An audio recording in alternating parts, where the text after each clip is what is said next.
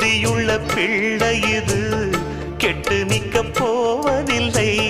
தாயொருத்தி இருந்தா ஒரு தந்தை உண்டு கேளம்மா.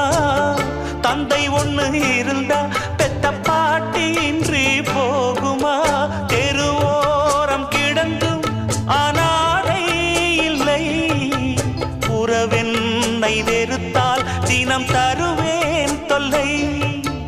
கெட்டாலும் பட்டாலும் உன் பேரன்தான்.